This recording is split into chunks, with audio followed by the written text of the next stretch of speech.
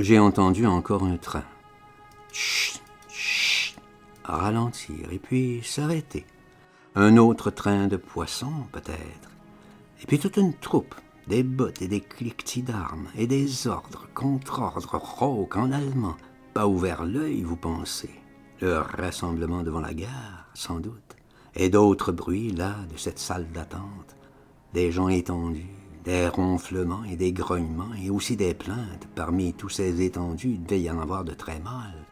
C'était pas le système nietzschéen comme là-haut à Rostock, la sélection par le froid, mais ça devait revenir au même. Je suis sûr, tous les 3-4 jours, ils devaient venir passer la revue. Ce qui était étendu dans les gares, ceux qui étaient raides, on devait les amener. Il y avait des fosses. Ça mourait beaucoup en transport, par hémorragie et gangrène. Forcément, de si loin, d'un front l'autre, des jours et des nuits à même la paille, sans infirmière, sans pansement. Nous, là, toujours, on se reposait, la vigue, moi, Lily, pas à dormir, non, mais tranquille. Beaucoup de paille, oh, pas insouciant. Même Bébert, dans sa musette, était en quart, pas ronronnant. Le tout dans les bruits, c'est reconnaître. Ceux qui sont pour vous, j'en entendais deux, là, certains, Arras, craquent à leurs pas dehors. Ils nous cherchaient, oui, c'était eux. Ils enjambent les corps, Arras me repère, il m'éclaire avec sa torche. Des touches, une chose importante pour vous trois, voilà. Je me sors de la paille, la Vigue aussi, Lily aussi. Je me suis permis, madame, vous me pardonnerez, important pour vous. Nous écoutons, il chuchote fort. Le gouvernement français a quitté Vichy. Alors, il s'est replié sur Sigmaringen. Là, il faut qu'il nous explique. Sigmaringen, en Allemagne? Oui, parfaitement, mais tout au sud, à la frontière suisse. Je vois la Vigue changer de couleur. Lui qui était blafard, presque défaillant, tourne pourpre. « Ah, Fertine, le salut !» Il s'exclame. « Attention aux autres, la Vigue, nous verrons là-bas. »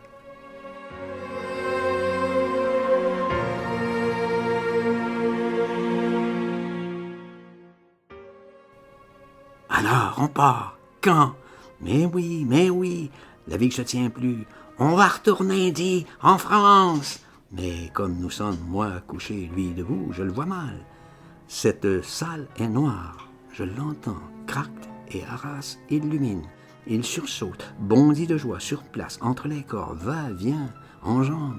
Il est sorti du cauchemar. Il se voit déjà en Suisse et presque chez lui à Montmartre. Je le calme. La Vigue, pote, c'est pas fini. Écoute le docteur Arras. Tu gueules, ces litières sont pleines de mouches. Il y en a partout, tu le sais pas. Arras m'interrompt. Il sort un tampon de sa poche. Donc voici, regardez. Nous examinons. Ce n'est plus le Reich Gesund. Un ordre de l'armée pour Sigmaringen. Plus sérieux, n'est-ce pas? Il n'est pas à rire, je trouve. Il me met en garde. Le plus difficile sera Berlin. Là, vous savez, ça va mal. À la gare, vous trouverez tout le monde. Pas seulement des réfugiés, aussi des soldats, pleins. Pour Ulm, pour le sud. Vous connaissez la gare Anhalt? Oui, certainement. Nous, notre train de marée nous arrêtera avant Berlin. Nous descendrons et nous irons jusqu'à Anhalt avec nos 2 factionnaires. Ils connaissent le chemin. Certainement. Le tout qu'on arrive. Je lui donne nos papiers. La Vigue aussi. Le tampon, pourtant magnifique Reichsbevol, ne suffit plus. Il nous faut celui de l'OKW, l'Oberkommando der Wehrmacht, commandement suprême de l'armée.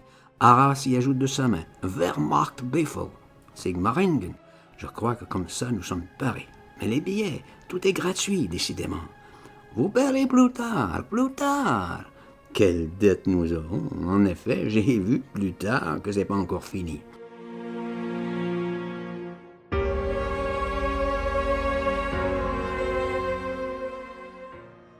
Là, il s'agissait de nos papiers.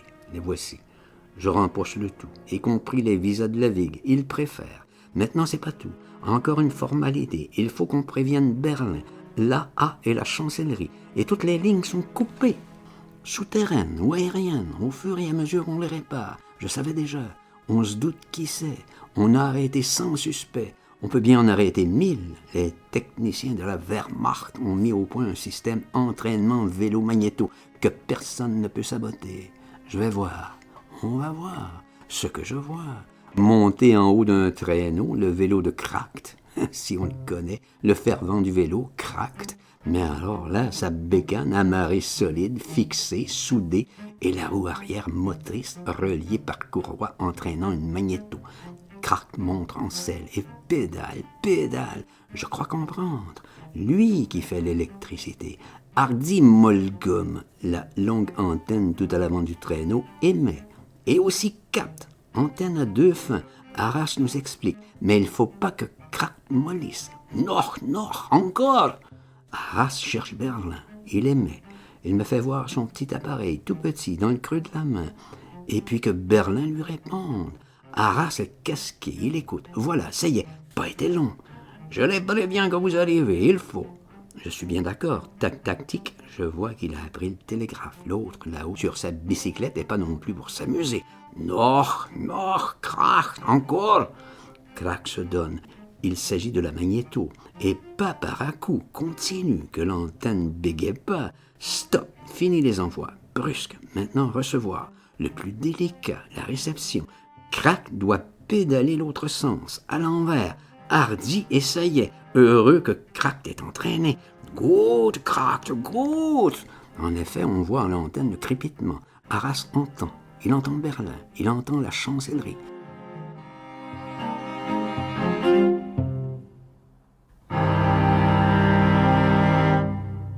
Et tous, ça va, acceptez, ya, vous pouvez partir. Attendez encore un instant. Non, Kracht, Stettin, je dois prévenir Stettin, ils doivent savoir. C'est vrai, notre confrère grec, il est lépreux et sa bonne sœur, je les oubliais. 12 pustuleux, 15, tout un traîneau, 2 traîneaux, Stettin ne répond pas.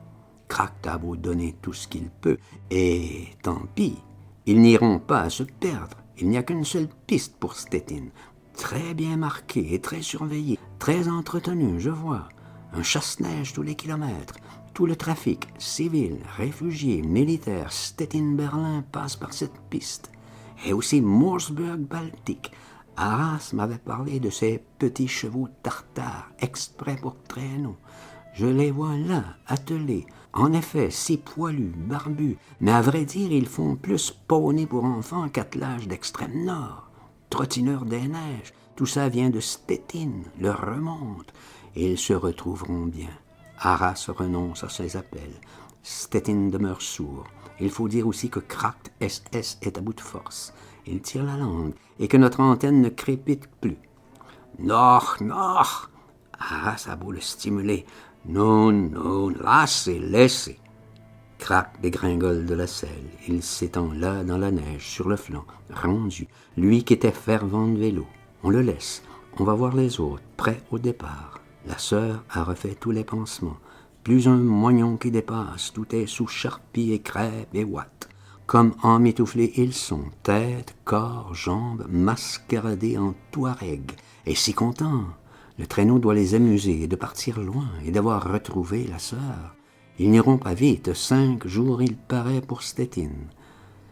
C'est un tringlot qui conduit, chaque attelage, 2 chevaux, par les morts, le tringlot à pied et en armes, grenades, carabines.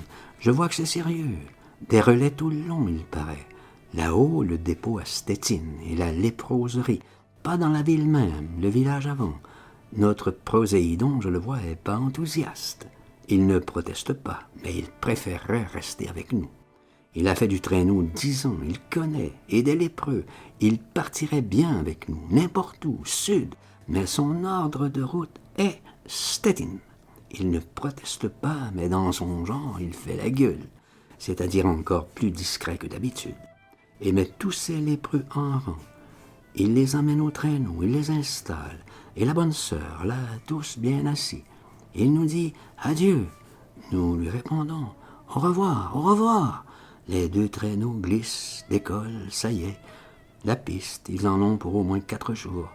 Ils ne nous font pas de signe, ni les lépreux, ni la bonne sœur, ni Proséidon.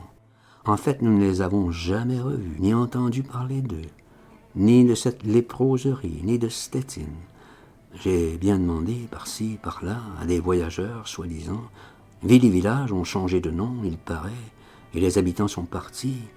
Il faudrait y aller, voir, penser.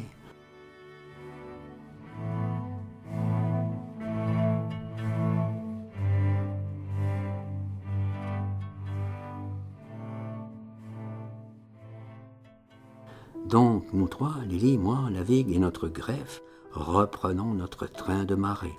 Même compartiment. Nos 2 soldats n'ont pas bougé. Ils nous attendaient. Voilà. Arras nous recommande encore.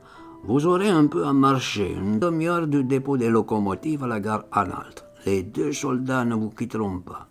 Parfait, cher Arras. La grâce de Dieu. Et Heil Hitler! Nous nous serrons les mains, fort. Il embrasse Lily. Il embrasse Bébert, voilà. Dans le fond, bien sûr, il y a de la tristesse. Même le sentiment que nous ne nous reverrons pas de sitôt. Crac, tout de son long dans la neige, souffle, souffle. Il nous regarde. Au revoir, Crac. Heil, Heil, Doctor. Lui aussi a été bien brave, bourrique. Oui, il fallait. Le quitter nous fait de la peine. Qu'a-t-il pu devenir? On le connaissait bien. Oh, mais notre train de marée démarre, tout de même. Chut, chut, patine, en route. Encore, au revoir à Arras et Crac, c'est tout. Je les ai jamais revus. Ni Poséidon, ni la sœur, ni de l'autre là-haut, le Nietzschéen de Rostock, ni de ses sélections naturelles. Dans les superjets, ils ne se quittent pas, ils vont à New York en 3 heures. Et foutre bon Dieu tous ensemble, c'est dans les voyages bric et broc que vous êtes forcés de bien faire gaffe, que vous laissez plein de monde disparaître pour un oui, un non, que c'est miracle même de se souvenir, la preuve, le mal que j'ai moi-même à vous donner un petit peu de preuve, que ces personnes furent bien réelles et agissantes. Plaignez le pauvre chroniqueur.